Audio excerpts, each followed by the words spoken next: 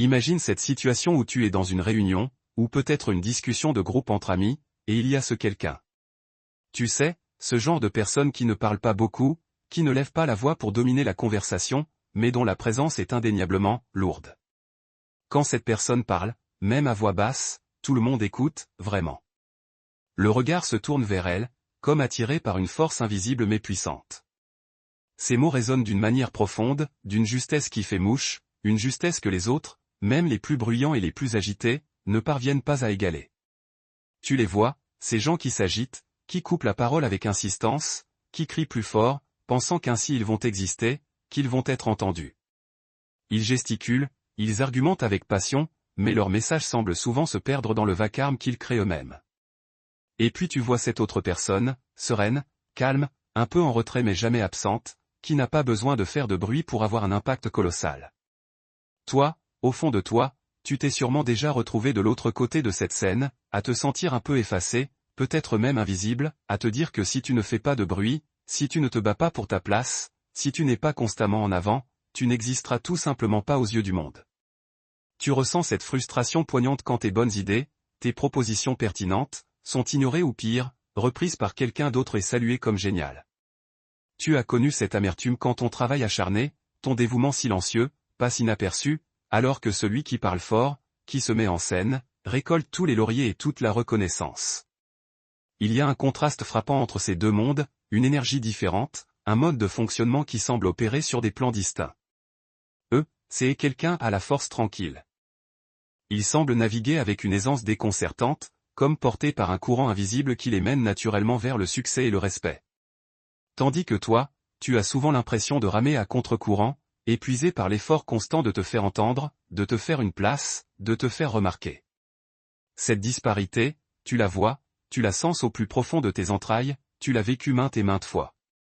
C'est une expérience universelle, et tu n'es pas seul à la ressentir. Et pourtant, au plus profond de ton être, tu sais que tu as des choses essentielles à dire, des contributions valables à apporter. Tu sais que tu as des capacités latentes, une intelligence fine, une vision unique du monde qui pourrait faire la différence.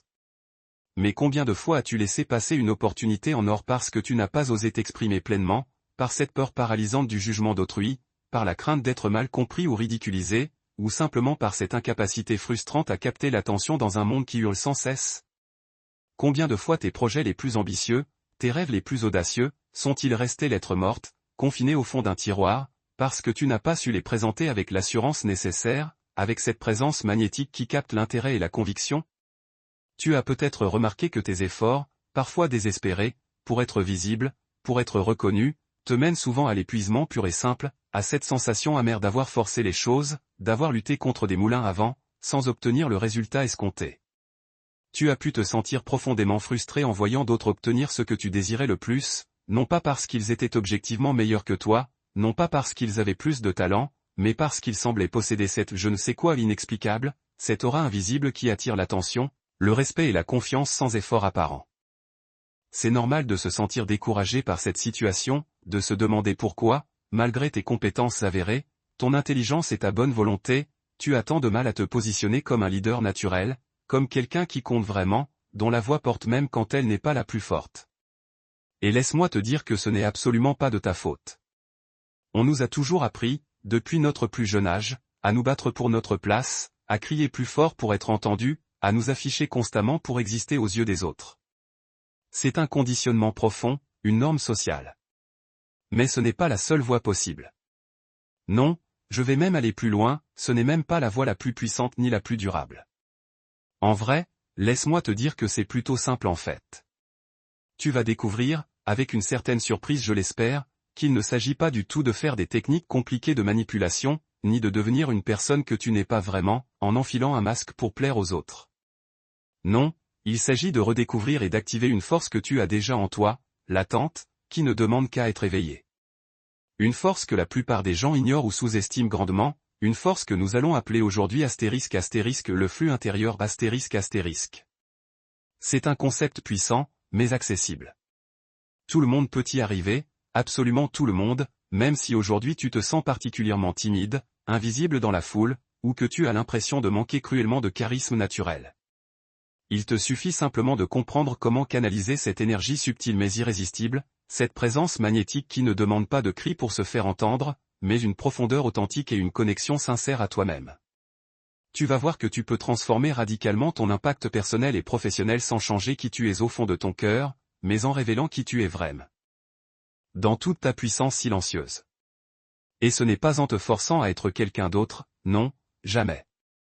C'est en cultivant des piliers essentiels qui vont te guider pas à pas, d'abord en changeant profondément ta perception de toi-même et du monde qui t'entoure, ensuite en affinant la manière dont tu interagis, de manière subtile et non invasive, puis en structurant tes actions quotidiennes pour qu'elles te portent sans effort, en apprenant à naviguer avec agilité les défis et les obstacles inévitables de la vie, et enfin en embrassant une identité profonde qui rayonne de l'intérieur sans jamais avoir besoin de faire de bruit pour se faire remarquer.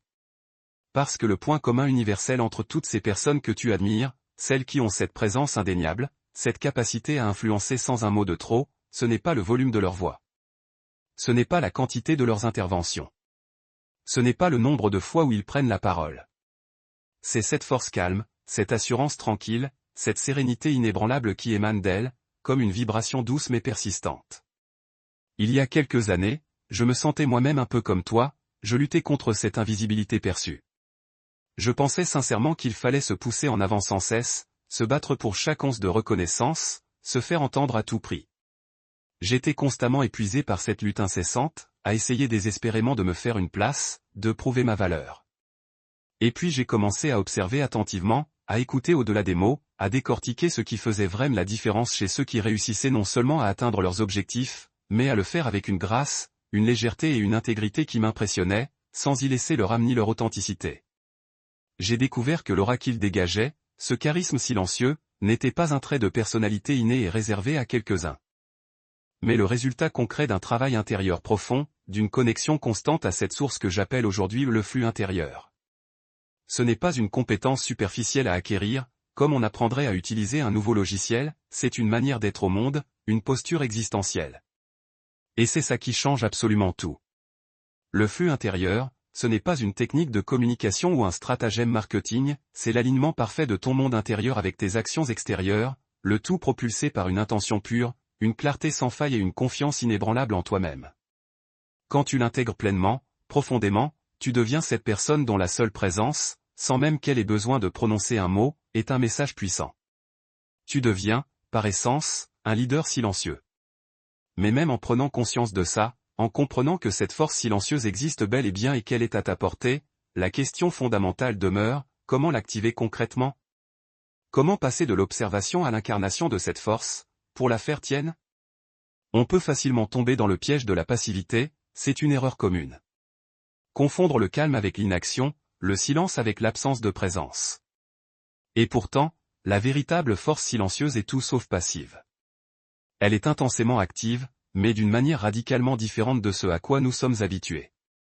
C'est pourquoi le premier pilier, le fondement même et le plus essentiel de tout ce que nous allons construire ensemble, c'est ** la conscience du calme actif ***. Tu dois sûrement te demander ce que j'entends exactement par là. Le calme, on l'associe souvent à la détente, au repos, à la passivité, voire même à la paresse pour certains. L'actif, quant à lui, est lié à l'agitation, au mouvement constant, à la performance visible et au bruit. Comment concilier ces deux notions qui semblent à première vue si opposées? Si mutuellement exclusives? Cette chose, cette conscience du calme actif, tous ceux qui l'ont réussi dans leur vie, qui ont accompli de grandes choses avec sérénité, l'ont acquise et maîtrisée depuis très longtemps. Et si aujourd'hui ils sont ce qu'ils sont, s'ils ont cette aura indéniable, c'est sûrement grâce à cette fondation inébranlable. Parce que sans cette base solide, sans ce premier pilier, toutes les techniques d'influence du monde ne seront qu'une façade fragile, un masque que tu porteras avec difficulté, et qui finira inévitablement par tomber, révélant la frustration et l'épuisement que tu cherchais désespérément à cacher. La conscience du calme actif est la clé fondamentale pour que ton impact, ta présence, ton leadership soient enracinés, authentiques, et profondément durables. C'est le point de départ de ton flux intérieur. Alors, qu'est-ce que la conscience du calme actif, précisément? Ce n'est pas une méditation passive où tu te déconnectes du monde, où tu cherches à fuir la réalité. Non, la conscience du calme actif, c'est simplement une capacité puissante et entraînable à maintenir un état de sérénité intérieure profonde, une clarté mentale absolue, tout en étant pleinement engagé, réactif et présent au monde extérieur, même quand il est chaotique. Imagine que ton esprit est comme un lac tranquille. Quand il est agité violemment par le vent, par les vagues incessantes des préoccupations et du stress, tu ne vois absolument rien au fond.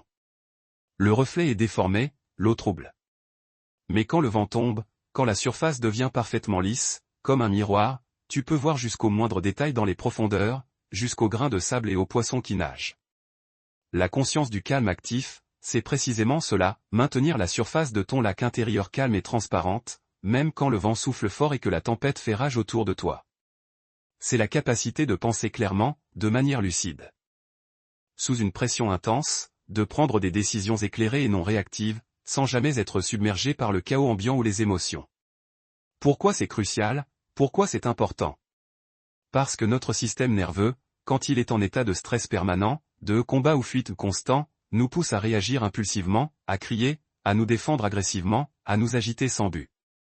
Ce sont des réactions archaïques, primitives, qui, dans le monde complexe et interpersonnel d'aujourd'hui, nous desservent plus qu'elles ne nous aident. Le flux intérieur ne peut pas circuler librement, ne peut pas s'exprimer pleinement quand ton esprit est un champ de bataille incessant. Un esprit calme est, par définition, un esprit stratégique, capable d'anticiper et de planifier. Un corps calme est un corps résilient, capable de supporter les contraintes. Tu deviens alors un phare inébranlable dans la tempête, et les gens sont naturellement, instinctivement, attirés par cette stabilité, cette assurance que tu dégages. Tu vas voir que cette tranquillité, loin d'être une faiblesse comme on le pense souvent, est en réalité la source d'une force monumentale, d'un pouvoir silencieux immense.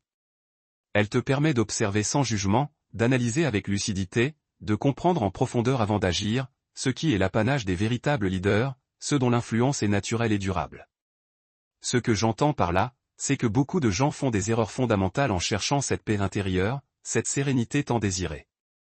La première erreur, c'est de croire, de manière erronée, que le calme est synonyme d'inaction, de passivité, voire de désintérêt.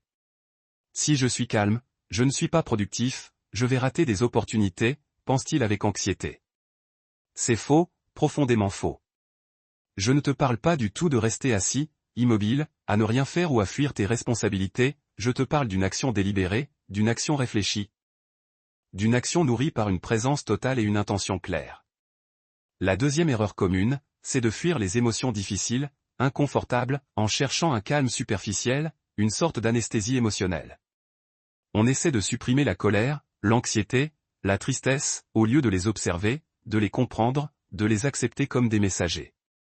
On se met dans une bulle protectrice, on évite les défis et les confrontations. C'est un piège. Non, la conscience du calme actif ne nie pas tes émotions, quelles qu'elles soient, elle les intègre, les traverse avec sérénité et lucidité, sans les laisser te contrôler. Elle t'apprend à surfer avec agilité sur les vagues tumultueuses de tes émotions plutôt qu'à les combattre vainement de front. La troisième fausse croyance, tenace celle-ci, c'est de penser que le calme vient de l'extérieur, que si les conditions sont enfin parfaites, si tout est enfin aligné dans ta vie, alors et seulement alors tu seras calme et serein. C'est un mythe dangereux, une illusion. Le véritable calme se cultive inlassablement de l'intérieur, peu importe les circonstances externes, peu importe le chaos ambiant. Combien de fois as-tu attendu le bon moment, la bonne situation, la fin d'un projet, les vacances parfaites pour te sentir enfin en paix, pour enfin te reposer? C'est une quête sans fin, car il y aura toujours une nouvelle vague, un nouveau défi.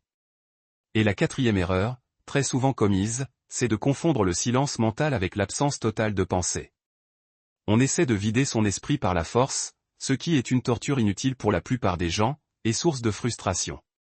Le calme actif n'est pas l'absence de pensée, c'est la capacité précieuse à choisir lesquels tu observes avec attention et lesquels tu laisses passer, comme de simples nuages dans le ciel de ton esprit, sans Y accroché. Alors, comment tout ça se manifeste concrètement dans ta vie, dans ton quotidien? Imagine que tu es face à un problème urgent au travail, une crise inattendue qui éclate, menaçant de tout emporter sur son passage.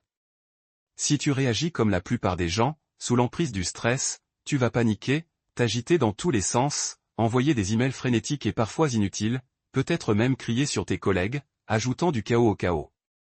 Le chaos répond au chaos, n'est-ce pas? Mais si tu as cultivé, entraîné la conscience du calme actif, tu vas d'abord, instinctivement, prendre une respiration profonde et consciente. Tu vas te poser un instant, observer la situation avec un certain détachement, analyser les faits objectifs sans te laisser emporter par l'émotion contagieuse. Tu vas identifier la véritable cause racine du problème, visualiser les solutions possibles avec clarté. Donc forcément, tu prendras une décision beaucoup plus juste, plus rapide, plus efficace, et tu inspireras une confiance inébranlable à ton équipe par ta maîtrise calme et ton leadership serein. Un autre exemple, une conversation tendue avec un proche, ou même un inconnu un peu agressif. Si tu laisses tes émotions de défense te submerger, tu vas monter le ton, te sentir personnellement attaqué, et la discussion va dégénérer inévitablement en dispute stérile. Mais avec le calme actif, tu vas écouter attentivement, sans interrompre, sans juger les paroles qui te sont dites. Tu vas chercher à comprendre profondément le point de vue de l'autre, à identifier les points de friction sous-jacents, et à exprimer tes propres besoins avec clarté, authenticité et sans aucune agressivité. Donc forcément, tu désamorceras le conflit bien avant qu'il n'éclate, tu trouveras un terrain d'entente même infime, et tu renforceras la relation au lieu de la briser. C'est le pouvoir de la non-réaction. Un chef d'entreprise que je connais, un homme d'affaires aguerri, il y a quelques années, a traversé une crise majeure. Une véritable tempête financière qui menaçait la survie même de sa boîte. Tous ses partenaires et investisseurs étaient en panique totale. Lui, au lieu de s'agiter dans la même frénésie, a passé une journée entière seul, sans téléphone, à marcher dans la nature, à se reconnecter à l'essentiel. Non pas pour fuir la réalité, mais pour se reconnecter à son calme intérieur, pour laisser son flux intérieur se réaligner. Quand il est revenu, il avait un plan d'action clair, audacieux, et il a su le communiquer avec une telle assurance, une telle sérénité, que tous l'ont suivi sans hésitation. Il a sauvé son entreprise, non pas par le bruit, mais par la puissance de sa force silencieuse. C'est pourquoi le meilleur moyen selon moi pour développer la conscience du calme actif, c'est de mettre en place une routine simple, mais incroyablement puissante et régulière. 1. L'ancrage matinal de 5 minutes, commence ta journée, avant même de toucher ton téléphone ou de consulter tes notifications, par 5 minutes de silence total et absolu. Assieds-toi confortablement, les yeux fermés ou le regard doux fixé sur un point. Concentre-toi intensément sur ta respiration, sur l'air qui entre et qui sort. Ne cherche pas à arrêter tes pensées qui tourbillonnent, observe-les simplement, comme si elles étaient des spectateurs. Laisse-les passer, sans Y attachés, comme des nuages qui traversent le ciel. C'est un entraînement quotidien fondamental pour ton esprit, une musculation pour qu'il apprenne à rester stable et serein au milieu du mouvement interne incessant. 2. La pause stratégique de 60 secondes, au milieu de ta journée, dès que tu ressens le stress monter, que la tension s'accumule, ou avant une décision importante, accorde-toi consciemment 1 minute. Lève-toi de ta chaise, étire-toi doucement, prends 3 grandes respirations ventrales et profondes, en expirant toujours plus longtemps que tu n'inspires. C'est un micro-reset instantané pour ton système nerveux.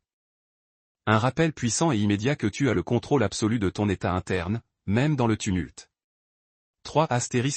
L'observation sans jugement, pendant ta journée, pratique régulièrement l'observation consciente de tout ce qui t'entoure et de tes propres réactions. Quand tu parles à quelqu'un, observe non seulement ses mots, mais aussi son langage corporel, le ton de sa voix, les émotions sous-jacentes qui peuvent transparaître. Quand tu manges, savoure chaque bouchée, chaque texture, chaque saveur. Quand tu marches, sens consciemment le sol sous tes pieds. Tu vas voir que tu vas te sentir beaucoup plus ancré, plus présent à chaque instant. Il ne s'agit pas de juger ce que tu vois ou ressens, mais de le percevoir pleinement, avec une curiosité ouverte. Cette pratique développe ta capacité à rester présent et calme même au cœur de l'action, même quand la vie t'appelle à l'engagement. 4. Le désengagement numérique du soir, avant de dormir, coupe tous les écrans, absolument tous, au moins 30 minutes avant de te coucher. Lis un livre physique, écoute de la musique douce et apaisante, fais une rétrospective silencieuse de ta journée sans jugement, sans culpabilité. C'est essentiel pour permettre à ton esprit de se décharger du trop-plein d'informations, d'images et de stimulations, et de retrouver son état de calme naturel avant le sommeil réparateur. Cela renforce ta capacité à te reposer véritablement et à recharger tes batteries mentales et émotionnelles en profondeur. Il te suffira de répéter ces étapes avec une discipline douce chaque jour. Ce sont des muscles mentaux et émotionnels que tu vas muscler et fortifier petit à petit, transformant ton flux intérieur en une source inépuisable. Tu l'as compris, la conscience du calme actif est le fondement le plus solide de toute force silencieuse. Mais si tu négliges la manière dont ce calme profond se manifeste dans tes interactions avec les autres, si tu ne sais pas le traduire dans tes relations, tu ne risques pas d'aller très loin. Tu pourrais être un puits de sagesse calme, une bibliothèque vivante de connaissances, mais si tu n'arrives pas à communiquer cette sagesse de manière impactante et subtile, elle restera inexploitée, comme un trésor caché. Alors, comment ce calme profond, cette sérénité que tu as cultivée, peut-il se traduire en une influence irrésistible, magnétique, et durable dans tes relations personnelles et professionnelles?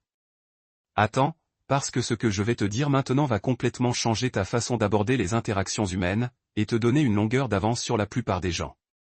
Tu as maintenant la base, ce calme inébranlable qui est ta source de pouvoir interne, ton flux intérieur en marche. Mais comment le projeter au monde extérieur, le faire rayonner sans avoir besoin de parler fort ou de t'imposer par la force? La plupart des gens pensent que pour influencer les autres, pour être écouté attentivement, pour avoir un impact, il faut absolument être un orateur charismatique né, un extraverti flamboyant qui capte sans effort toute l'attention. On nous martèle sans cesse l'idée que le leadership est intrinsèquement synonyme de visibilité constante, de discours percutants et de présence ostentatoire. Et pourtant, combien de fois as-tu vu des personnes très bruyantes, très démonstratives, n'avoir en réalité que peu d'influence réelle et durable?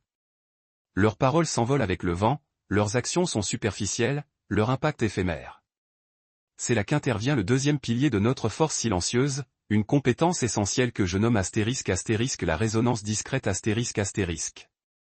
Cette chose, cette capacité unique, tous ceux qui réussissent à tisser des liens profonds, authentiques et à influencer sans manipulation, sans artifice, l'ont maîtrisée depuis longtemps. C'est l'art subtil de créer un écho favorable et puissant dans l'esprit et le cœur des autres, sans même avoir besoin de hausser la voix, de faire des grands gestes, ou d'exiger l'attention. C'est l'impact silencieux d'une symphonie jouée à voix basse, dont la mélodie profonde et envoûtante reste gravée bien plus longtemps que n'importe quel brouhaha. C'est l'art d'être entendu parce que tu as d'abord écouté. Alors, qu'est-ce que la résonance discrète, au juste? Ce n'est absolument pas être manipulateur ou jouer un rôle artificiel pour obtenir ce que tu veux. Non, la résonance discrète, c'est simplement la capacité remarquable et entraînable à synchroniser ta présence et ta communication avec l'état émotionnel, les préoccupations et les besoins profonds de ton interlocuteur, de manière tellement subtile et naturelle qu'elle crée un lien profond, une connexion quasi inconsciente. C'est comme si tu devenais une antenne ultra-sensible, capable de capter les fréquences invisibles des autres, les non-dits, les émotions sous-jacentes, et d'y répondre avec une justesse parfaite, un timing impeccable, sans que personne ne s'en rende compte consciemment. Imagine que chaque personne émet une musique intérieure, unique à elle. La résonance discrète te permet d'entendre cette musique, de comprendre son rythme, sa mélodie, ses dissonances, et de créer une mélodie complémentaire, qui s'harmonise parfaitement avec la leur, qui les accompagne, au lieu de jouer un air discordant, d'imposer ta propre musique, ou de tenter désespérément de couvrir leur propre son. Pourquoi c'est important? Pourquoi cette compétence est-elle si puissante? Parce que notre cerveau est constamment en quête de sécurité, de compréhension et de connexion profonde. Quand quelqu'un résonne avec nous de cette manière discrète, il active nos neurones miroirs, il crée un sentiment instinctif de familiarité, de confiance, de compréhension mutuelle qui est irremplaçable. Cette connexion émotionnelle et psychologique est infiniment plus puissante et durable que n'importe quel argument logique. N'importe quel discours flamboyant ou n'importe quelle preuve rationnelle que tu pourrais avancer. Quand tu établis une résonance discrète, tu passes de la simple écoute polie à une compréhension empathique profonde, tu ne réponds pas seulement aux mots prononcés, mais aux intentions cachées, aux craintes silencieuses, aux désirs inavoués. Tu deviens alors la personne qui comprend vraiment, celle à qui l'on fait confiance naturellement, celle dont les conseils sont écoutés avec une attention particulière parce qu'ils viennent d'un lieu de connexion profonde, et non d'une position d'autorité autoproclamée ou d'une tentative de domination. Ton flux intérieur se diffuse alors naturellement, sans friction, et ton influence devient organique, irréfutable, et profondément respectée. Ce que j'entends par là, c'est que la plupart des gens, quand ils veulent influencer ou persuader, font l'erreur fondamentale de se concentrer exclusivement sur eux-mêmes, sur ce qu'ils veulent dire. La première erreur, c'est de parler trop, de vouloir vendre son idée à tout prix, de déverser un flot d'informations. On pense, à tort, qu'en multipliant les arguments, on va forcément convaincre. Non, je ne te parle pas d'un monologue persuasif, d'une performance oratoire, je te parle d'une danse subtile, d'un dialogue authentique, où l'écoute est ton premier pas, le plus important, le plus élégant. La deuxième erreur, c'est de chercher à être aimé ou approuvé en permanence par tout le monde. On adapte alors notre discours pour plaire à tout prix, on évite les désaccords, on ne prend jamais position par peur de déplaire. C'est un piège vicieux qui te prive de ton authenticité. La résonance discrète ne signifie pas que tu dois être un caméléon sans opinion, sans colonne vertébrale, mais que tu dois t'exprimer avec intégrité et conviction, tout en respectant profondément la perspective de l'autre, même si elle est différente. La troisième fausse croyance, et elle est très répandue, c'est que l'influence est une question de charisme inné, un don réservé à quelques élus nés avec cette qualité magique. C'est un mythe dangereux. Le charisme véritable n'est pas une fatalité génétique, c'est une compétence qui se développe et s'affine avec le temps, et la résonance discrète en est le cœur invisible, le moteur silencieux. Combien de fois as-tu essayé d'imiter des personnes charismatiques en étant extraverti, en forçant les rires ou les gestes grandiloquents, pour te sentir finalement mal à l'aise, inauthentique et épuisé? Et la quatrième erreur, souvent, c'est de croire que la force est toujours dans la confrontation directe, dans l'opposition frontale, dans la lutte acharnée. Non, la force silencieuse est dans l'intégration, dans la capacité à trouver les points communs, à tisser des ponts là où d'autres dressent des murs infranchissables. Alors, comment cette résonance discrète se manifeste-t-elle concrètement dans ta vie de tous les jours? Imagine que tu es dans une conversation difficile où une personne est très énervée, agitée, et qu'elle t'interpelle directement avec virulence. Si tu réagis en te défendant avec agressivité, en l'interrompant sans cesse ou en haussant le ton, la situation va inévitablement escalader, et tu ne feras que jeter de l'huile sur le feu. Mais si tu utilises la résonance discrète, tu vas d'abord valider son émotion, sans pour autant valider l'agression. Tu pourrais dire, avec un calme imperturbable, je comprends tout à fait que tu sois frustré par la situation actuelle, et c'est tout à fait légitime de ressentir ça. Tu vas la laisser vider son sac entièrement, écouter attentivement chaque mot, puis reformuler ses propos pour lui montrer, de manière indéniable, que tu as bien compris sa perspective, son émotion. Donc forcément, tu vas la désarmer progressivement, la faire passer d'un état d'agitation et de colère à un état d'ouverture et de réceptivité, car elle se sentira enfin entendue et respectée. C'est comme apprendre à jouer une musique avec elle, à l'accompagner. Un autre exemple, tu as une idée novatrice et audacieuse à présenter à ton patron ou à des collaborateurs qui sont très conservateurs, peu enclins au changement.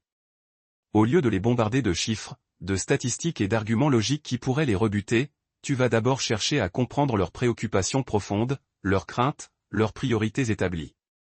Tu vas les écouter beaucoup plus que tu ne parles toi-même. Tu vas utiliser leurs propres mots, leurs propres références, leurs propres métaphores pour introduire ton idée, en la présentant comme une solution naturelle à leurs problèmes existants, plutôt que comme une innovation radicale et effrayante. Donc forcément, ton idée sera perçue comme la leur, comme une évolution naturelle de ce qu'ils connaissent déjà, et ils l'adopteront avec enthousiasme, parfois même en se l'appropriant.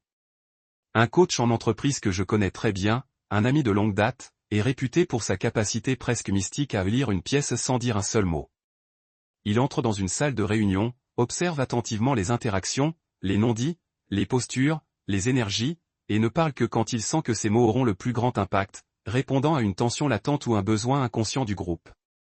Ces interventions sont rares, certes, mais elles touchent toujours juste, car elles résonnent avec ce qui est déjà là, avec la vérité silencieuse de la situation. C'est pourquoi le meilleur moyen selon moi pour cultiver la résonance discrète, c'est de pratiquer quotidiennement des techniques d'écoute active et d'observation fine, en conscience. 1.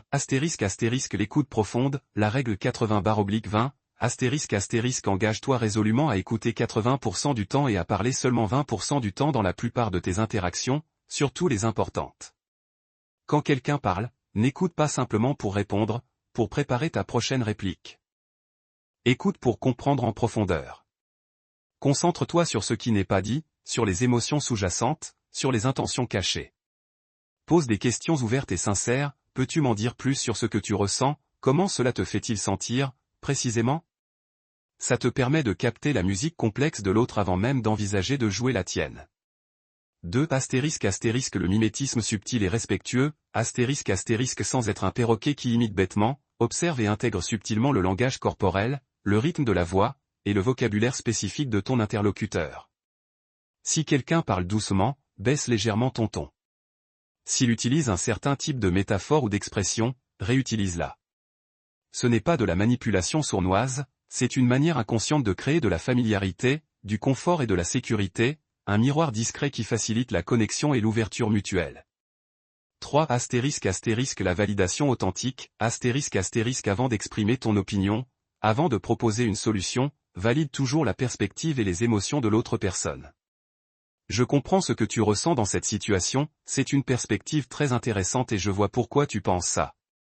Ça ne veut absolument pas dire que tu es d'accord avec eux, juste que tu as compris leur point de vue, leur état émotionnel. C'est un puissant déverrouilleur d'ouverture, une clé magique pour désamorcer les tensions. Ça crée un espace de sécurité où l'autre se sent respecté et écouté, condition sine qua non pour qu'il t'écoute à son tour avec attention. 4 L'art de la question ouverte stratégique, au lieu d'affirmer tes idées de manière péremptoire, pose des questions intelligentes qui invitent à la réflexion, qui guident l'autre vers ta conclusion. Comment penses-tu que cela pourrait affecter X si nous agissons de cette manière, quelles seraient les conséquences si nous faisions Y au lieu de Z?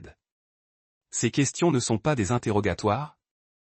Ce sont des invitations à co-construire la solution, à faire émerger tes idées directement de l'esprit de l'autre, comme si c'était les siennes. Les gens défendent toujours mieux leurs propres idées que celles qu'on leur impose. Il te suffira de mettre en pratique ces techniques avec intention dans tes interactions quotidiennes.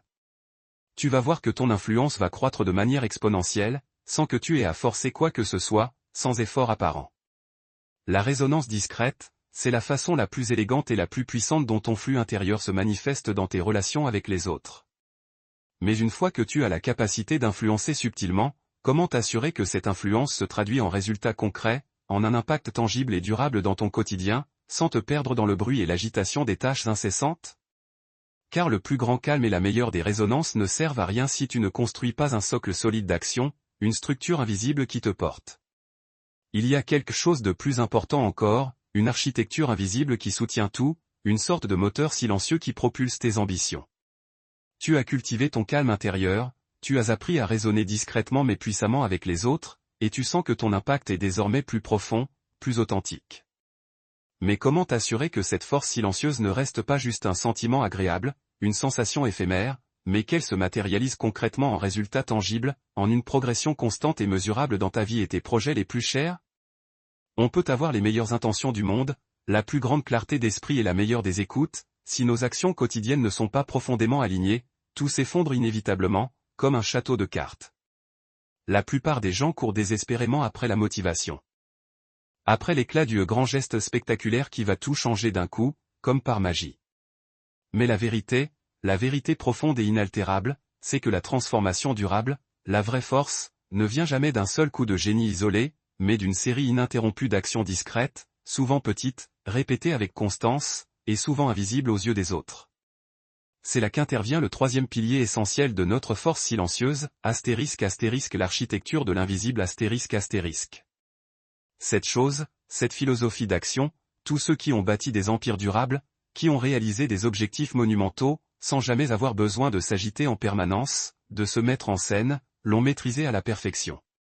Ils ont compris, intuitivement ou consciemment, que la véritable puissance ne réside pas dans la surface, dans le visible, mais dans les fondations solides, dans les systèmes qui tournent sans bruit en arrière-plan, en silence, comme un mécanisme d'horlogerie précis. Alors, qu'est-ce que l'architecture de l'invisible, précisément? Ce n'est pas une planification rigide et oppressante qui te prive de toute spontanéité, qui te transforme en robot. Non, l'architecture de l'invisible, c'est simplement la mise en place consciente et délibérée de systèmes et d'habitudes quotidiennes tellement intégrés, tellement efficaces, tellement fluides qu'ils te propulsent vers tes objectifs les plus ambitieux sans effort conscient, sans que tu aies besoin d'y penser constamment. Cela libère ainsi ton énergie mentale précieuse pour des tâches plus importantes, plus créatives, plus stratégiques. C'est comme construire une maison solide, tu ne vois que la façade, les murs, le toit, les éléments extérieurs. Mais c'est l'ossature invisible, les fondations ancrées profondément dans le sol, la plomberie complexe et l'électricité cachée dans les murs qui rendent la maison habitable, fonctionnelle et sûre. Ton architecture de l'invisible. Ce sont ces tuyaux et câbles invisibles de ton quotidien qui te permettent de fonctionner à ton plein potentiel, avec une efficacité maximale, sans gaspiller d'énergie précieuse en décisions triviales ou en efforts sporadiques, fragmentés. Pourquoi c'est important? Pourquoi cette architecture est-elle si cruciale? Parce que notre cerveau est naturellement un paresseux et cherche constamment à économiser l'énergie. Chaque décision que tu prends, même la plus petite, le fatigue, consomme de l'énergie mentale. En systématisant les tâches importantes, en les transformant en habitudes automatiques, tu libères ton cortex préfrontal, cette partie de ton cerveau dédiée à la réflexion, pour la résolution de problèmes complexes et la pensée stratégique. Et quand tu construis des systèmes robustes, tu passes d'un mode réactif, où tu subis les événements, à un mode proactif, où tu les anticipes et les contrôles. Tu ne réagis plus aux urgences, tu les préviens bien avant qu'elles n'arrivent. Tu ne cours plus après le temps qui file, tu le maîtrises avec élégance. Le flux intérieur ne peut pas s'exprimer pleinement, ne peut pas couler avec toute sa puissance si tu es constamment submergé par le chaos de tes tâches quotidiennes, par le bruit des urgences. Il a besoin d'un cadre stable, d'un chemin balisé, d'une structure invisible pour s'écouler librement et t'emmener là où tu veux aller, avec efficacité. C'est la force irrésistible de l'inertie positive, de l'accumulation silencieuse et constante qui, jour après jour, année après année, crée des résultats extraordinaires sans que personne ne se rende compte de l'effort monumental qui a été discrètement investi en amont. Ce que j'entends par là, c'est que la plupart des gens, quand ils veulent être productifs et efficaces, font l'erreur courante de se concentrer sur l'extérieur, sur le faire visible et bruyant. La première erreur, c'est de courir après chaque nouvelle technique de productivité à la mode. Chaque nouvelle hack qui promet des miracles. On change d'outil toutes les semaines, on passe plus de temps à organiser qu'à agir concrètement. Non, je ne te parle pas d'une course effrénée aux gadgets ou aux méthodes éphémères, je te parle de l'implémentation de principes intemporels, éprouvés, qui fonctionnent sur le long terme. La deuxième erreur, c'est de vouloir tout faire parfaitement du premier coup, ou d'attendre l'inspiration divine, la motivation parfaite pour commencer. On repousse sans cesse, on procrastine, on est paralysé par la peur de l'échec ou de l'imperfection. C'est un piège redoutable.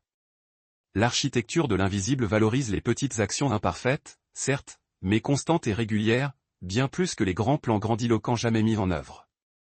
La troisième fausse croyance, et elle est très ancrée, c'est que la productivité est une question de volonté pure, qu'il suffit de vouloir très fort pour faire et accomplir.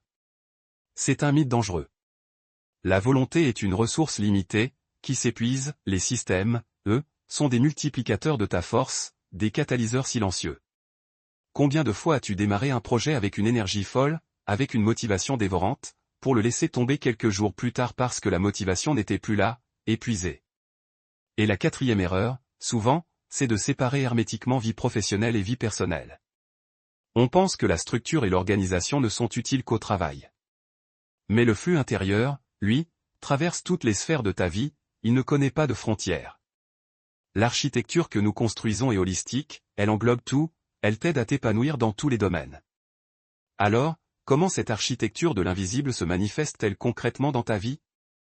Imagine que tu as un grand projet personnel qui te tient à cœur, comme écrire un livre, apprendre une nouvelle langue, ou lancer une activité secondaire qui te passionne.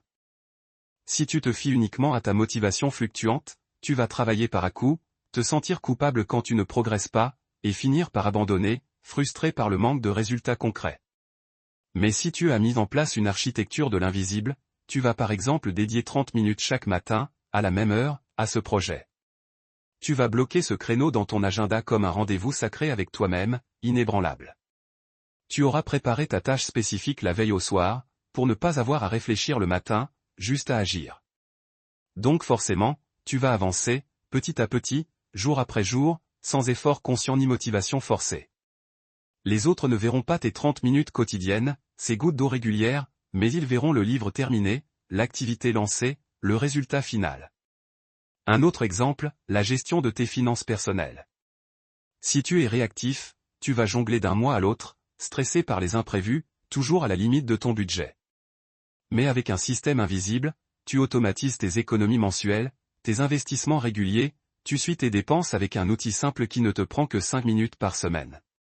Tu as des budgets prédéfinis pour chaque poste de dépense. Donc forcément, tu vas accumuler des ressources, gagner en liberté financière progressive, et réduire ton stress financier, le tout sans y penser tous les jours, sans effort mental constant.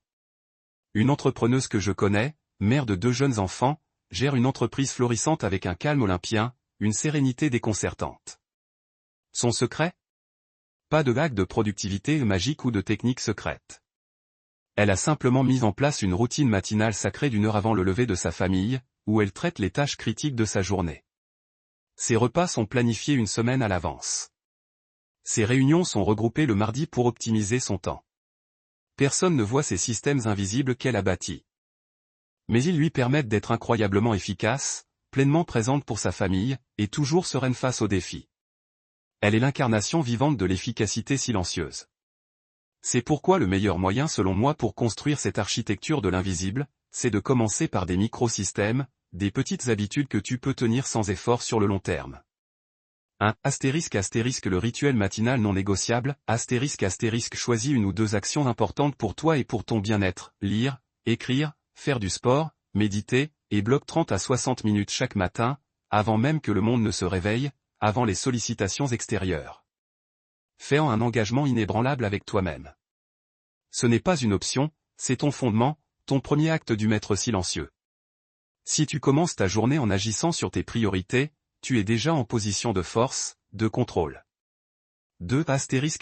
La planification du soir, chaque soir, avant de te détendre, prends 10 minutes, pas plus, pour planifier ta journée du lendemain. Identifie tes 3 tâches les plus importantes, tes non négociables, celles qui feront avancer tes projets. Prépare ton environnement de travail pour le lendemain. Le simple fait de savoir précisément ce que tu as à faire réduit considérablement l'anxiété et te permet de te lancer directement le matin sans gaspiller ton énergie en décisions triviales. C'est le chemin balisé pour ton flux intérieur. 3. L'automatisation des tâches répétitives, identifie toutes les tâches qui te prennent du temps régulièrement et qui pourraient être automatisées ou systématisées.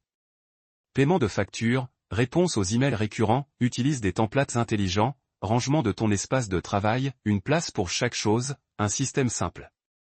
Moins tu penses aux petits détails récurrents, plus tu as de bandes passantes mentales pour le stratégique et le créatif. 4. La règle des 2 minutes de David Allen, si une tâche te prend moins de 2 minutes pour être accomplie, fais-la tout de suite, sans réfléchir, sans la reporter. Réponds à ce message, range ce document, jette cette poubelle, envoie ce petit email. Tu vas voir que cette micro-habitude élimine un grand nombre de petites tâches qui, si elles s'accumulent, deviennent des sources de stress inutiles et pèsent sur ta charge mentale. 5. La revue hebdomadaire stratégique, chaque semaine, bloque consciemment 60 minutes pour faire le point. Où en es-tu sur tes objectifs à long terme? Qu'est-ce qui a bien marché cette semaine? Qu'est-ce qui pourrait être amélioré dans tes systèmes? Réajuste tes stratégies. C'est le moment où tu prends du recul essentiel pour t'assurer que ton architecture est toujours pertinente, efficace et alignée avec ta vision. Il te suffira de choisir une de ces étapes et de l'appliquer rigoureusement pendant 30 jours, puis d'ajouter progressivement la suivante. La puissance de cette architecture est dans la constance, pas dans l'intensité sporadique. Maintenant, tu as le calme, la résonance, et des systèmes solides et efficaces. Ton flux intérieur coule avec puissance et régularité, nourrissant tes actions. Mais la vie n'est jamais un long fleuve tranquille et apaisé. Les obstacles sont inévitables. Les imprévus surgissent, les crises éclatent, les résistances apparaissent. Comment s'assurer que ton architecture si bien bâtie ne s'effondre pas au premier coup de vent, et que ton calme intérieur ne soit pas brisé par les inévitables tempêtes de l'existence? Il y a une compétence clé, paradoxale pour beaucoup, que personne n'ose utiliser vraiment, car elle est souvent mal interprétée comme de la faiblesse, de l'abandon. Et c'est là que ça devient intéressant, que ton flux intérieur va se révéler encore plus agile et puissant. Tu as maintenant un flux intérieur bien en place, puissant et discret. Tes systèmes tournent en arrière-plan. Ta résonance opère avec succès dans tes relations. Mais le monde extérieur, lui, est imprévisible, rempli de défis inattendus, de résistances parfois tenaces, et parfois de confrontations inévitables. On nous a appris, dès notre plus jeune âge, à nous battre, à persévérer coûte que coûte, à ne jamais reculer, à ne jamais baisser les bras. L'idée même de retraite est souvent associée, à tort, à l'échec, à la faiblesse, à l'abandon pur et simple. Et pourtant, les plus grands stratèges de l'histoire, les leaders les plus influents et les plus efficaces ont tous maîtrisé un art que la plupart ignorent, ou du moins, n'osent pas utiliser de peur d'être jugés, l'art de la retraite stratégique Tu te demandes sûrement ce que j'entends exactement par là. S'agit-il de fuir lâchement les problèmes? Non, bien au contraire. Cette chose, cette intelligence supérieure, tous ceux qui ont su naviguer les crises majeures, les conflits intenses, et en ressortir plus forts, plus grands, l'ont intégré comme un principe fondamental de leur succès. Et si aujourd'hui ils sont là où ils sont, au sommet, c'est sûrement grâce à cette capacité rare à ne pas toujours foncer tête baissée, à ne pas toujours répondre à l'impulsion. Parce que parfois, la véritable force, la force la plus intelligente, ne réside pas dans l'attaque frontale directe, mais dans la sagesse profonde de savoir quand et comment se retirer temporairement, de manière réfléchie, pour mieux avancer ensuite, avec plus de puissance et de clarté. Alors, qu'est-ce que l'art de la retraite stratégique, en profondeur? Ce n'est absolument pas une défaite, ce n'est pas renoncer à tes objectifs les plus chers, ni trahir tes valeurs. Non, l'art de la retraite stratégique, c'est simplement la capacité, la finesse, à faire un pas de côté, à se désengager temporairement, ou à modifier sa trajectoire initiale face à un obstacle infranchissable, non pas par peur ou par faiblesse, mais par calcul, par intelligence tactique. Par une vision à long terme. C'est la capacité précieuse de voir le tableau d'ensemble, la situation dans sa globalité, de reconnaître, avec lucidité, qu'une confrontation directe immédiate pourrait être contre-productive, épuisante, ou même destructrice. Et ainsi, de choisir délibérément une voie plus indirecte, plus subtile, plus contournée, ou de simplement prendre le temps de recharger tes batteries mentales et émotionnelles. Imagine que tu es un guerrier accompli. La plupart des gens pensent qu'il faut toujours se battre, toujours être en attaque. Mais le maître des arts martiaux sait qu'il y a des moments opportuns pour bloquer une attaque, des moments pour esquiver avec agilité, et des moments pour reculer stratégiquement afin de mieux contre-attaquer, ou même pour éviter un combat inutile qui ne ferait que gaspiller son énergie. La retraite stratégique, c'est l'esquive de l'esprit et de l'action, l'art de la flexibilité. Pourquoi c'est important? Pourquoi cette compétence est-elle si souvent sous-estimée? Parce que la vie est une série ininterrompue de défis et d'obstacles. Si tu utilises la même approche unique pour chaque problème, pour chaque conflit, tu vas t'épuiser prématurément, tu vas te brûler. Ton énergie, ton temps, tes ressources sont limitées et précieux. En te retirant stratégiquement, tu conserves cette énergie vitale, tu gagnes un temps précieux pour réfléchir sans pression, tu observes le champ de bataille d'un point de vue différent, plus élevé, tu identifies les failles insoupçonnées de l'adversaire ou les opportunités qui t'étaient invisibles auparavant. Ton système nerveux, grâce à ton calme actif, n'est pas en mode panique quand tu te retires. Au contraire, il est en mode analyse et régénération, en mode stratégie. Le flux intérieur a besoin de périodes de ressourcement, de repli, pour maintenir sa puissance et sa fluidité. Quand tu t'obstines bêtement dans une impasse, ton flux s'épuise, se bloque.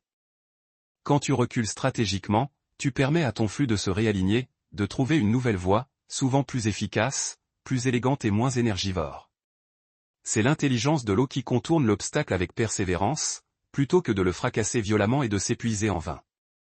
Ce que j'entends par là, c'est que beaucoup de gens font des erreurs en cherchant la solution à leurs problèmes, souvent par manque de perspective. La première erreur, et elle est très fréquente, c'est de confondre une persévérance vertueuse avec un entêtement stérile.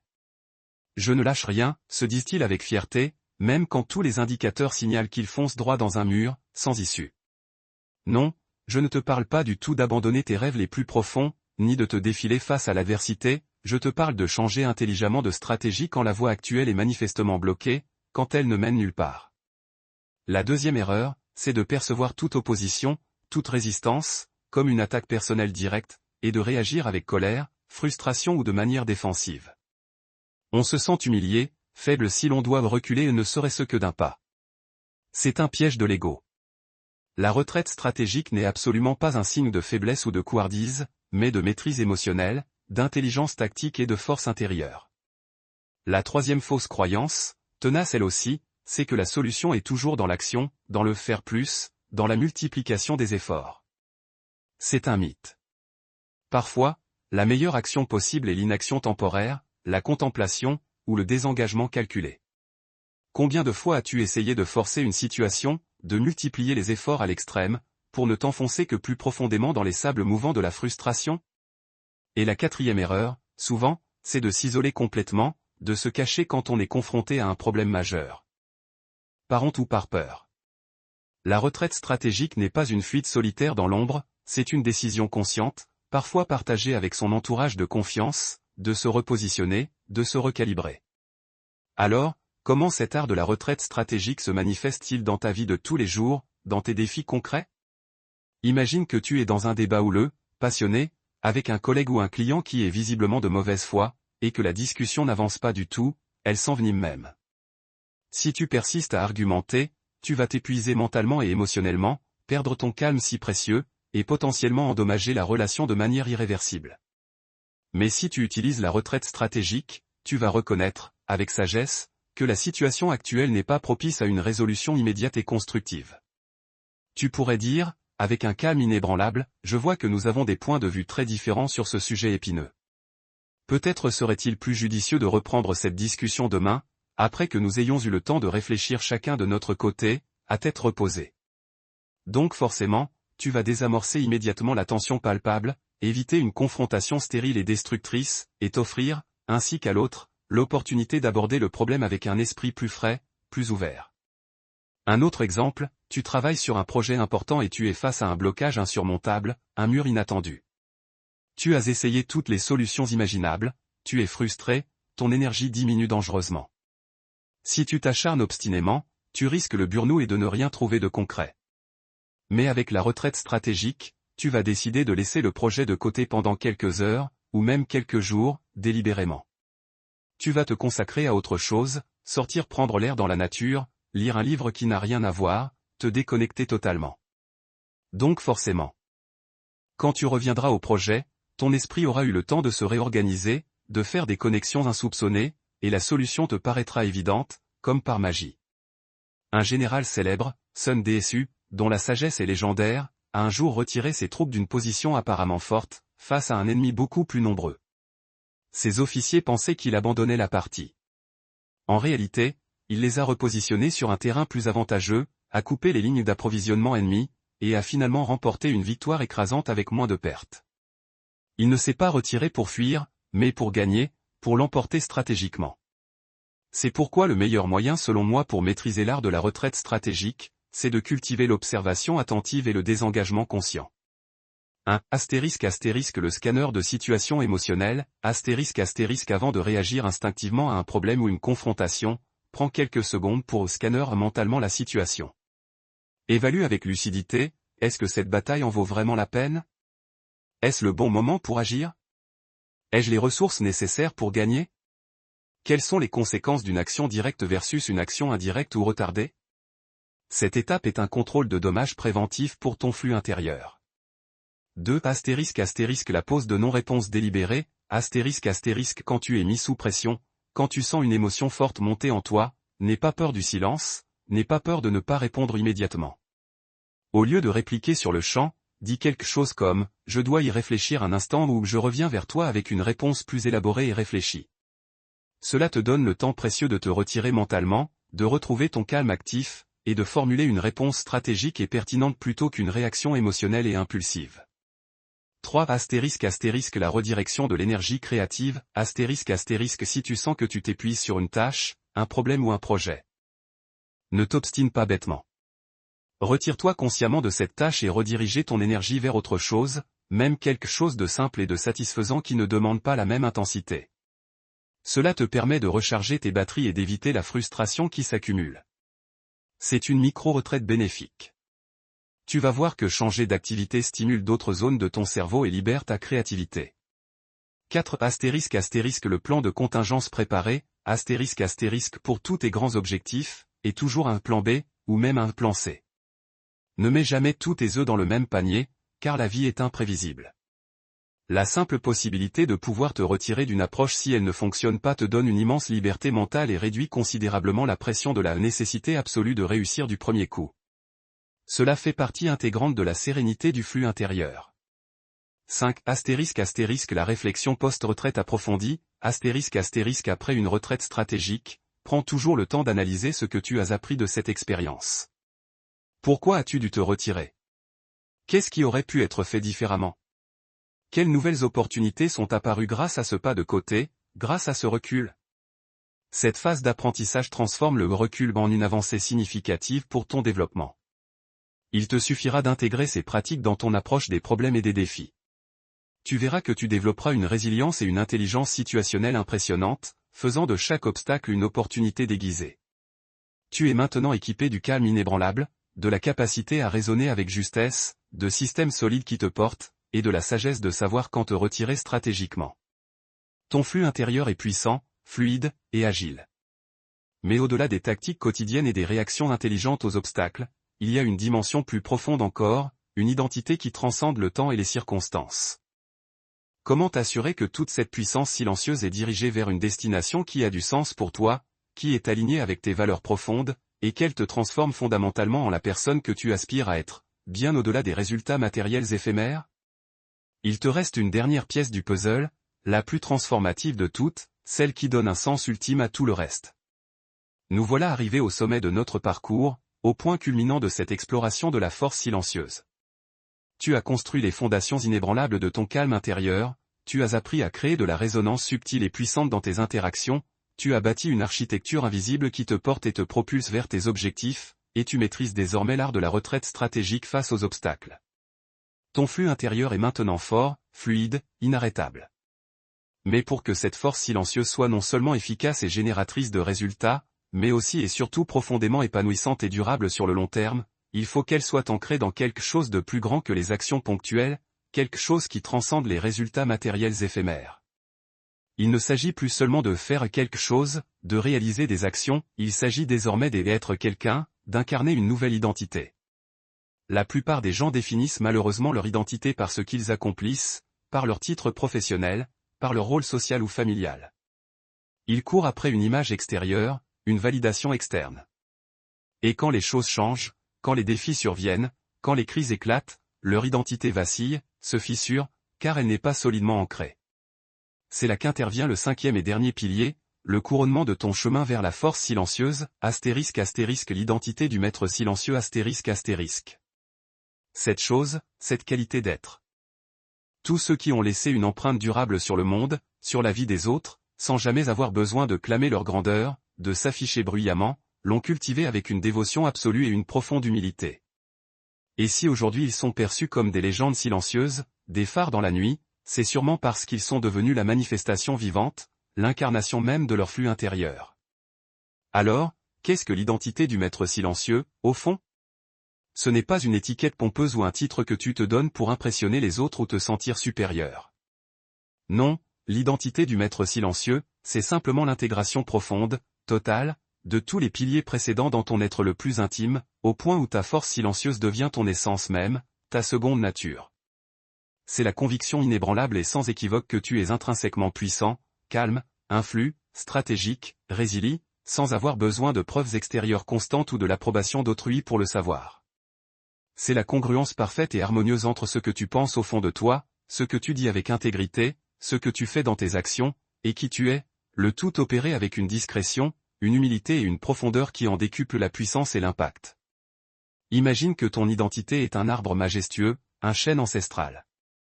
Les piliers précédents sont les racines profondes qui t'ancrent, le tronc solide qui te donne ta structure, les branches fortes qui s'étendent. L'identité du maître silencieux, c'est la sève vitale qui circule partout, qui nourrit chaque partie de l'arbre, le rendant résistant aux tempêtes, stable face aux vents contraires, et capable de donner des fruits abondants sans faire de bruit, sans s'agiter. Ton arbre est là, solide, imposant, même quand le vent souffle fort, même quand le monde tremble. Pourquoi c'est important? Pourquoi cette identité est-elle la clé de voûte? Parce que notre cerveau fonctionne énormément par autoprophétie. Si tu crois profondément, au plus profond de tes cellules, être quelqu'un de timide et inefficace, tu vas agir en conséquence, et ta réalité le confirmera. Mais si tu t'identifies pleinement, viscéralement, comme un maître silencieux, quelqu'un qui incarne le calme, l'influence discrète, la résilience et la sagesse, alors ton subconscient, ce puissant allié, va aligner toutes tes pensées, toutes tes émotions et toutes tes actions pour correspondre à cette nouvelle identité puissante. Tu ne vas plus essayer d'être silencieusement fort, tu vas simplement l'être, naturellement, sans effort. Le flux intérieur, à ce niveau d'intégration, ne coule plus seulement à travers toi, il est toi. Tu deviens le message vivant, l'incarnation de ce que tu prônes. Ton respect de toi-même et ton assurance inébranlable ne dépendent plus des réactions éphémères des autres ou des succès extérieurs passagers, mais d'une source inépuisable, profonde, et immuable en toi.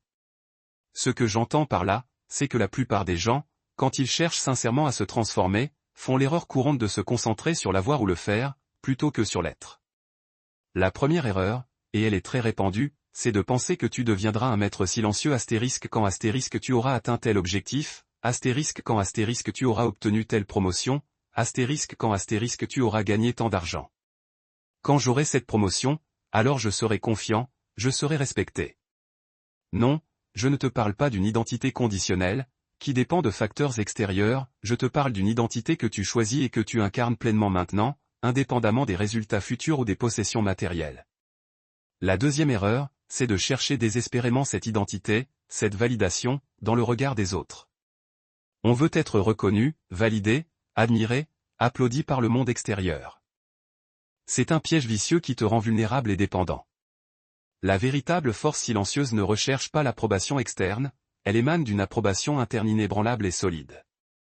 La troisième fausse croyance, tenace elle aussi, c'est que l'humilité est une forme de faiblesse, qu'il faut absolument se mettre en avant, crier sa valeur pour être quelqu'un qui compte.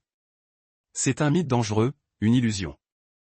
L'identité du maître silencieux est précisément caractérisée par une humilité authentique, non pas par effacement ou par manque de confiance, mais par la reconnaissance profonde que ta valeur est intrinsèque, inaltérable, et qu'elle n'a pas besoin d'être clamée haut et fort pour être réelle. Combien de personnes importantes que tu connais se sentent obligées de te dire constamment à quel point elles sont importantes, à quel point elles ont réussi? Et la quatrième erreur, souvent, c'est de vouloir ressembler à un modèle, d'imiter à la perfection quelqu'un d'autre qui t'inspire. Non, l'identité du maître silencieux est unique à chacun, elle est la révélation lumineuse de ta propre essence, de ta force la plus authentique et la plus singulière. Elle est toi, en pleine puissance. Alors, comment cette identité du maître silencieux se manifeste-t-elle concrètement dans ta vie, dans tes interactions quotidiennes? Imagine que tu es face à une personne qui tente sciemment de te déstabiliser, de te provoquer, de te rabaisser par jalousie, par insécurité ou par malveillance. Si tu n'as pas cette identité ancrée au plus profond de toi, tu vas te sentir blessé, réagir en te défendant avec véhémence, ou au contraire, te taire par frustration et te ronger de l'intérieur.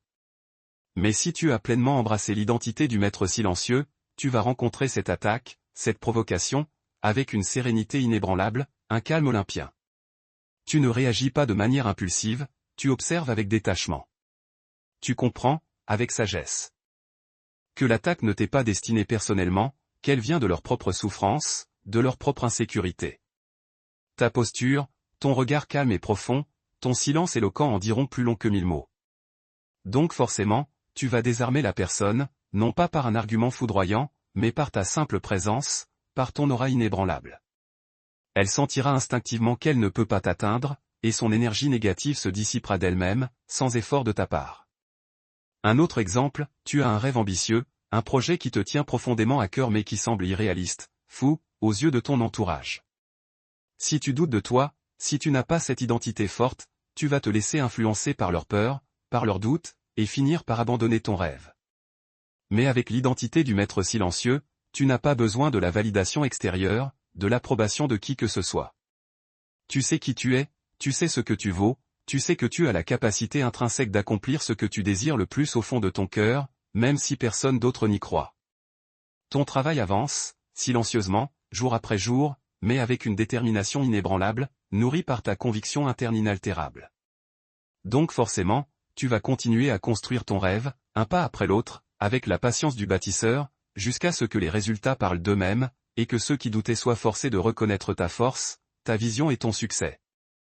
Un artiste de renom, que je connais bien et admire profondément, ne participe jamais aux mondanités, ne cherche jamais les projecteurs, ne parle jamais de son œuvre. Il crée dans le secret de son atelier, dans un silence quasi monacal, avec une concentration absolue.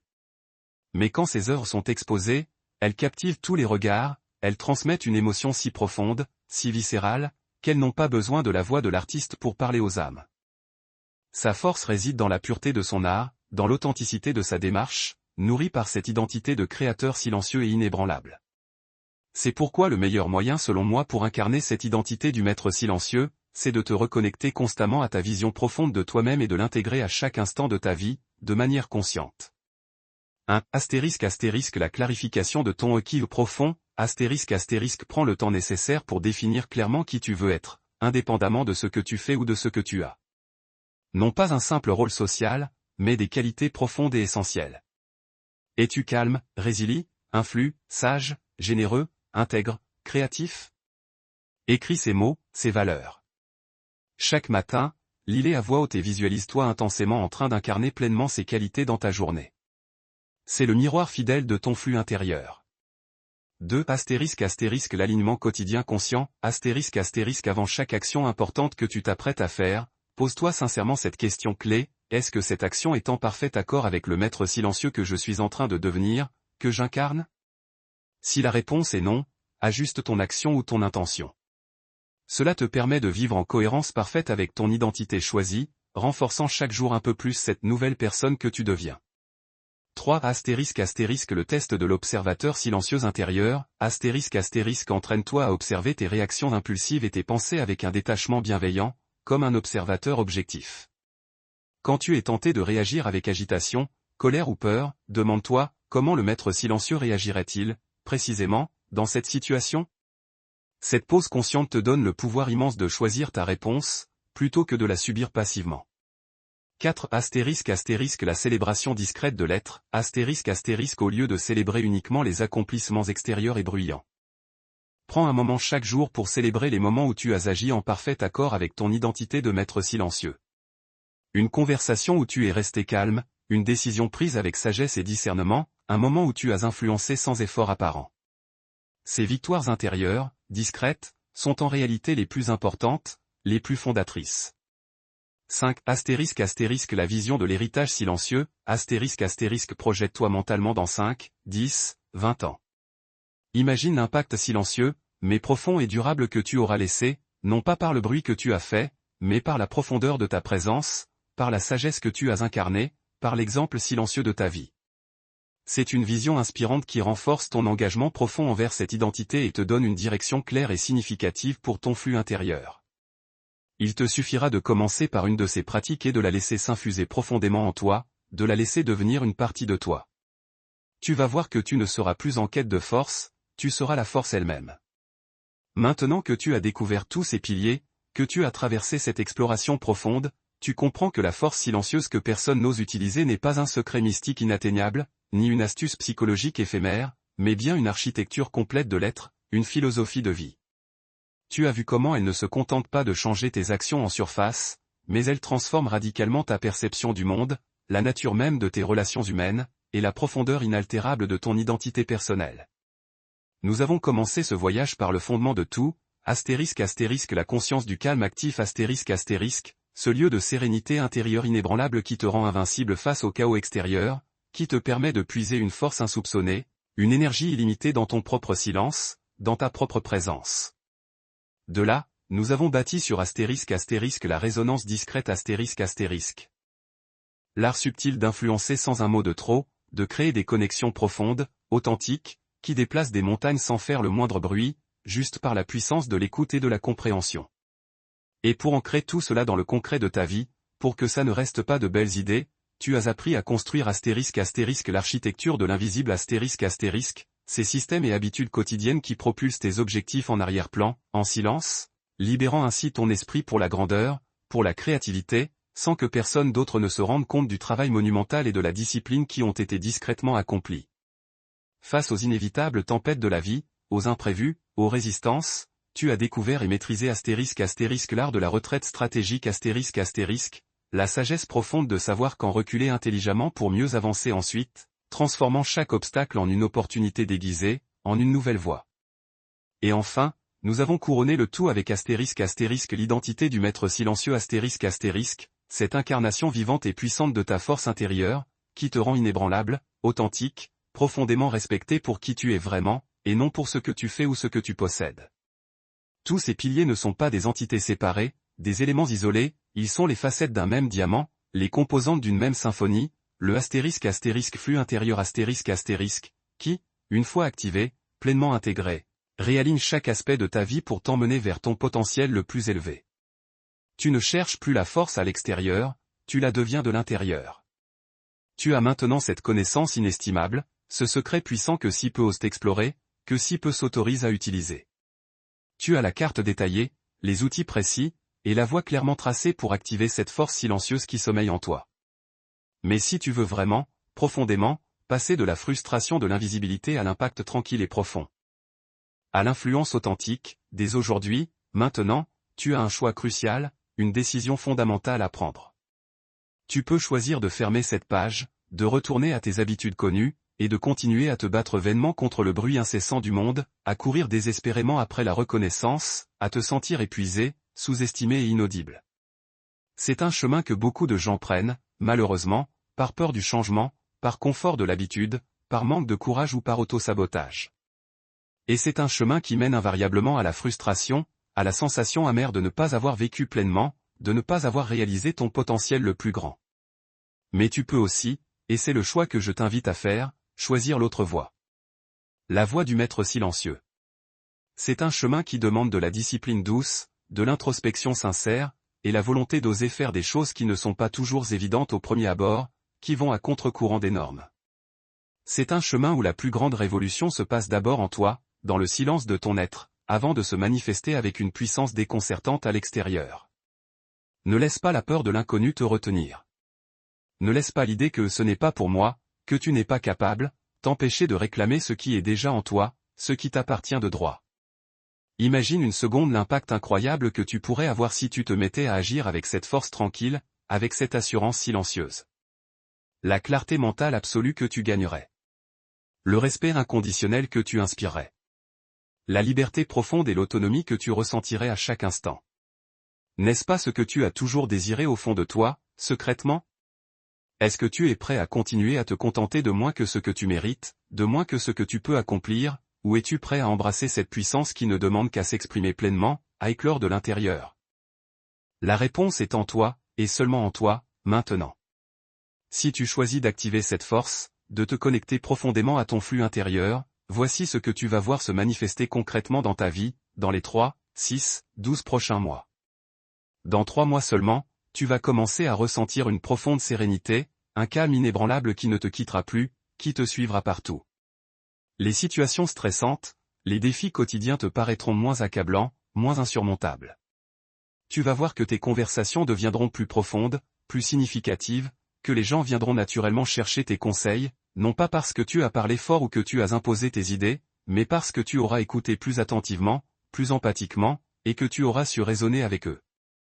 Ton entourage, tes proches, tes collègues commenceront à te percevoir différemment, avec un nouveau respect, une nouvelle considération, sans que tu aies eu à faire le moindre effort visible, le moindre artifice pour cela.